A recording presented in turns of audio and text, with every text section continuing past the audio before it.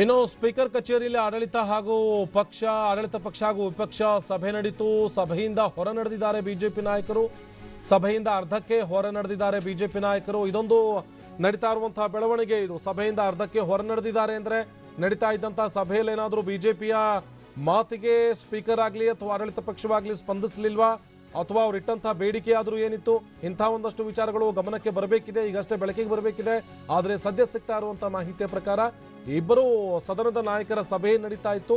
ಆ ಸದನ ನಾಯಕರ ಸಭೆಯ ಅರ್ಧ ಭಾಗದಿಂದಲೇ ಬಿಜೆಪಿ ನಾಯಕರು ಹೊರಗಡೆ ಬಂದಿದ್ದಾರೆ. ಆಡಳಿತ ಹಾಗೂ ವಿಪಕ್ಷಗಳ ನಡುವೆ ನಡೀತಾ ಇದ್ದಂತಹ ಸಭೆ ಇದು. ಸ್ಪೀಕರ್ ನೇತೃತ್ವದಲ್ಲಿ ನಡೀತಾ ಇದ್ದಂತಹ ಸಭೆ, ಆ ಸಭೆಯಿಂದಲೇ ಬಿಜೆಪಿ ನಾಯಕರು ಸದ್ಯ ಅರ್ಧಕ್ಕೆ ಹೊರಗಡೆ ಬಂದಿದ್ದಾರೆ. ಇವೆಲ್ಲ ಏನನ್ನ ಸೂಚಿಸುತ್ತೆ ಅಂದ್ರೆ, ಏನು ವಿಚಾರಕ್ಕೆ ಅವರು ಹೊರಗಡೆ ಬಂದಿರಬಹುದು, ಯಾವ ವಿಚಾರವನ್ನ ಅವರು ಅಲ್ಲಿ ಪ್ರಸ್ತಾಪ ಮಾಡಿದ್ರು. ಅರ್ಧಕ್ಕೆ ಮುಗಿದಿದೆ ಸ್ಪೀಕರ್ ನೇತೃತ್ವದ ಸಭೆ. SIT ತನಿಖೆಗೆ ಪಟ್ಟನ್ನ ಹಿಡಿದಿದ್ದಂತಹ ದೋಸ್ತಿ ಪಕ್ಷಗಳು ಯಾವಾಗ ಈ SIT ತನಿಖೆಗೆ ಪಟ್ಟನ್ನ ಹಿಡಿದ್ವು, ಹೀಗಾಗಿ ಸ್ಪೀಕರ್ ಕಚೇರಿ ನಡೀತಾ ಇದ್ದಂತಹ ಸಭೆಯಿಂದ ಅರ್ಧಕ್ಕೆ ಬಿಜೆಪಿ ನಾಯಕರು ಹೊರಗಡೆ ಬಂದಿದ್ದಾರೆ. ಯಾವುದೇ ಕಾರಣಕ್ಕೂ ಕೂಡ SIT ತನಿಖೆಯಿಂದ ಹಿಂದೆ ಸರಿಯುವಂತ ಪ್ರಶ್ನೆಯೇ ಇಲ್ಲ ಅನ್ನುವಂಥ ವಿಚಾರವನ್ನ ಅಲ್ಲಿ ದೋಸ್ತಿ ಸರ್ಕಾರದ ನಾಯಕರು ಮುಂದಿಟ್ಟರು. ಈ ಕಾರಣಕ್ಕಾಗಿ ಬಿಜೆಪಿ ಅಲ್ಲಿಂದ ಹೊರಬಂದಿದೆ. ಅರ್ಧಕ್ಕೆ ಸಭೆಯನ್ನ ಮುಗಿಸಿ ವಾಪಸ್ ಬಂದಿದ್ದಾರೆ. ಸ್ಪೀಕರ್ ಸಭೆ ಕೂಡ ಅರ್ಧಕ್ಕೆ ಮುಗಿದು ಹೋಗಿದೆ. ಯಾವಾಗ ಬಿಜೆಪಿ ನಾಯಕರು ಎದ್ದು ಬಂದ್ರು, ಸಭೆ ನಡೆಸುವಂತ ಔಚಿತ್ಯ ಕೂಡ ಅಲ್ಲಿಲ್ಲ. ಹೀಗಾಗಿ ಸಭೆ ಕೂಡ ಅರ್ಧಕ್ಕೆ ಮೊಟಕುಗೊಂಡಿದೆ. SIT ತನಿಖೆ ಬೇಡ ಅಂತ ಹೇಳಿ ಬಿಜೆಪಿ ನಾಯಕರು ಮನವಿಯನ್ನ ಇಟ್ಟರು. ಸದನದಲ್ಲಿ ಯಾವ ರೀತಿಯಾದಂತಹ ಮನವಿಯನ್ನ ಮಾಡಿಕೊಂಡ್ರು, ಅದೇ ಮನವಿಯನ್ನ ಬಿಜೆಪಿ ನಾಯಕರು ಇವತ್ತಿನ ಸಭೆಯಲ್ಲೂ ಕೂಡ ಇಟ್ಟರು. ಬಿಜೆಪಿ ನಾಯಕರ ಮನವಿಗೆ ಸಿಎಂ ಹಾಗೆ ಮಾಜಿ ಸಿಎಂ ಸಿದ್ದರಾಮಯ್ಯ ಇಬ್ರು ಕೂಡ ವಿರೋಧವನ್ನ ವ್ಯಕ್ತಪಡಿಸಿದ್ರು. ಯಾವಾಗ CLP ನಾಯಕ ಸಿದ್ದರಾಮಯ್ಯ, ಸಿಎಂ ಕುಮಾರಸ್ವಾಮಿ ಈ ಇಟ್ಟಂತಹ ಬೇಡಿಕೆಗೆ ವಿರೋಧವನ್ನ ವ್ಯಕ್ತಪಡಿಸಿದ್ರು, ತಕ್ಷಣಕ್ಕೆ ಬಿಜೆಪಿ ನಾಯಕರು ಸಭೆಯಿಂದ ಅರ್ಧಕ್ಕೇನೆ ಎದ್ದು ಬರುವಂತಹ ಕೆಲಸ ಕೂಡ ಮಾಡಿದ್ದಾರೆ. ಹಾಗಾಗಿ ಇವತ್ತು ಸ್ಪೀಕರ್ ಅವರ ಕಚೇರಿಯಲ್ಲಿ ನಡೀತಾ ಇದ್ದಂತಹ ಸಭೆ ಅರ್ಧಕ್ಕೆ ಮೊಟಕುಗೊಂಡಿದೆ. ಒಳಗಡೆ ನಡೀತಾ ಇದ್ದಂತಹ ಸಭೆಯಿಂದ ಅರ್ಧದಲ್ಲೇ ಬಿಜೆಪಿ ನಾಯಕರು ಎದ್ದು ಬಂದಿದ್ದಾರೆ. ಈ ಎದ್ದು ಬರೋದಕ್ಕೂ ಕೂಡ ಕಾರಣ ಇತ್ತು. ಸದನದಲ್ಲಿ ಹೇಗೆ SIT ತನಿಖೆ ಬೇಡ ಅಂತ ಹೇಳಿ ಪ್ರತಿಪಾದನೆ ಮಾಡ್ತಾ ಇತ್ತು ಬಿಜೆಪಿ, ಅದೇ ರೀತಿಯಾಗಿ ಇವತ್ತು ಸ್ಪೀಕರ್ ಮುಂಭಾಗದಲ್ಲೂ ಕೂಡ ಆಡಳಿತ ವಿಪಕ್ಷ ನಾಯಕರ ಸಭೆ ವೇಳೆಯಲ್ಲಿ ವಿಪಕ್ಷ ನಾಯಕರು ಇಂಥದ್ದೇ ಒಂದು ಬೇಡಿಕೆಯನ್ನ ಇಟ್ಟರು. ಆದರೆ ಈ ಬೇಡಿಕೆಗೆ ಬಿಜೆಪಿ ನಾಯಕರು ಇಟ್ಟಂತಹ ಈ ಬೇಡಿಕೆ ಏನಿತ್ತು, ಅದಕ್ಕೆ ಸಿಎಂ ಕುಮಾರಸ್ವಾಮಿ ಹಾಗೆ ಮಾಜಿ ಸಿಎಂ ಸಿದ್ದರಾಮಯ್ಯ ಇಬ್ಬರೂ ಕೂಡ ಆಕ್ಷೇಪವನ್ನ ಹೊರಹಾಕಿದ್ರು.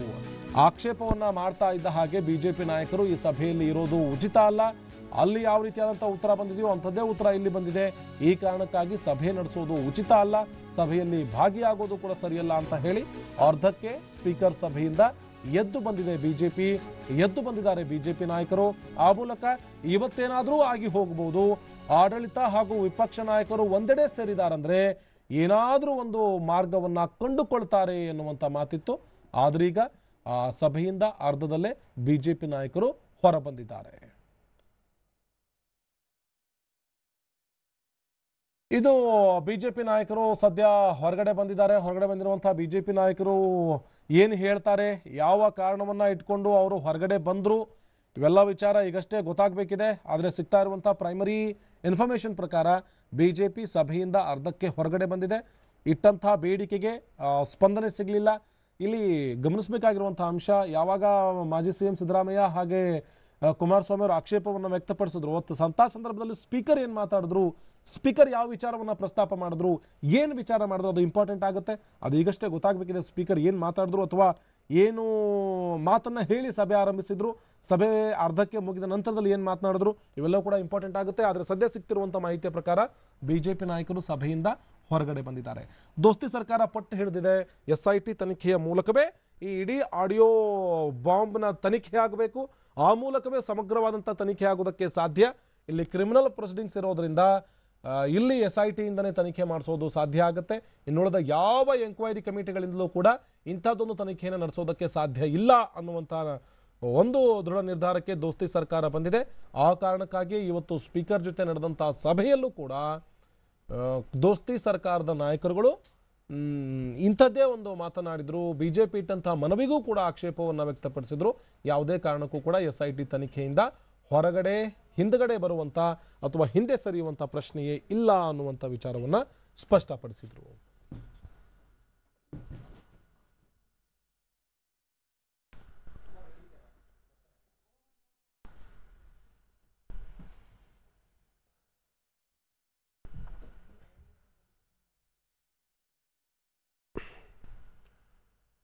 ಇಲ್ಲಿ ಒಂದು ವಿಚಾರವನ್ನ ಗಮನಿಸಬೇಕು. ಆಡಳಿತ ಪಕ್ಷ ಏನಿದೆ ದೋಸ್ತಿ ಸರ್ಕಾರ ಅದು ಪಟ್ಟು ಹಿಡಿತಾ ಇದೆ SIT ತನಿಖೆಯಿಂದ ಹಿಂದೆ ಸರಿಯುವಂತ ಪ್ರಶ್ನೆಯೇ ಇಲ್ಲ ಅಂತ.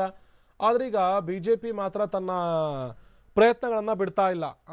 ಪದೇ ಪದೇ ಹೇಳ್ತಾ ಇದೆ ಇಲ್ಲ SIT ತನಿಖೆ ಬೇಡ, ತನಿಖೆ ಮಾಡೋದಾದ್ರೆ ನ್ಯಾಯಾಂಗ ತನಿಖೆ ಆಗಲಿ ಅಥವಾ ಸದನ ಸಮಿತಿಯ ತನಿಖೆ ಆಗಲಿ ಅಥವಾ ಹಕ್ಕು ಬಾಧ್ಯತಾ ಸಮಿತಿಯಿಂದಲೂ ಕೂಡ ಇದನ್ನ ಮಾಡಿ, ಆ ಮೂಲಕವೂ ತನಿಖೆ ಮಾಡಿ, ಇದೆಯಲ್ಲ ಆಪ್ಷನ್ ಅನ್ನುವಂಥ ವಿಚಾರವನ್ನು ಬಿಜೆಪಿ ಹೇಳ್ತಾ ಇದೆ. ಆದರೆ ಅದಕ್ಕೆ ದೋಸ್ತಿ ಸರ್ಕಾರದ ನಾಯಕರುಗಳು ಸುತಾರಾಮ್ ಒಪ್ತಾ ಇಲ್ಲ. SIT ತನಿಖೆಯ ಮೂಲಕವೇ ಇಡೀ ಆಡಿಯೋ ಬಾಂಬ್ನ ತನಿಖೆ ಏನಿದೆ ಅದು ಆಗಬೇಕು, ಆಗಲೇ ಸತ್ಯಾಸತ್ಯತೆ ಹೊರಗಡೆ ಬರುತ್ತೆ ಎನ್ನುವಂಥ ವಿಚಾರವನ್ನು ಕೂಡ ಆಡಳಿತ ಪಕ್ಷ ಹೇಳ್ತಾ ಇದೆ.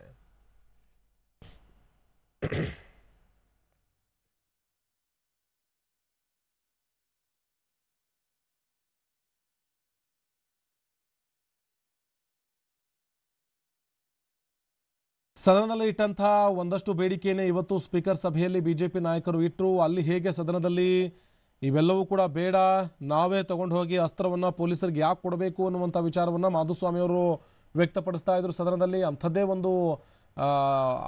ಒಂದು ಮನವಿಯನ್ನು ಇವತ್ತು ಕೂಡ ಸ್ಪೀಕರ್ ಸಭೆಯಲ್ಲಿ ಇಟ್ಟಿರೋ ಹಾಗಿದೆ. ಆದರೆ ಸ್ಪೀಕರ್ ಯಾವುದೇ ಕಾರಣಕ್ಕೂ ಕೂಡ ಸ್ಪೀಕರ್ ನೇತೃತ್ವದಲ್ಲಿ ನಡೆದಂಥ ಸಭೆಯಲ್ಲಿ ದೋಸ್ತಿ ಸರ್ಕಾರ ಇದಕ್ಕೆ ಒಪ್ಪಿಗೆಯನ್ನು ಕೊಟ್ಟಿಲ್ಲ. SIT ತನಿಖೆಯೇ ಅಂತಿಮ ಅಂತ ಹೇಳಿರೋ ಕಾರಣಕ್ಕಾಗಿ ಬಿಜೆಪಿ ನಾಯಕರು ಸಭೆಯಿಂದ ಅರ್ಧಕ್ಕೆ ಎದ್ದು ಬಂದಿದ್ದಾರೆ.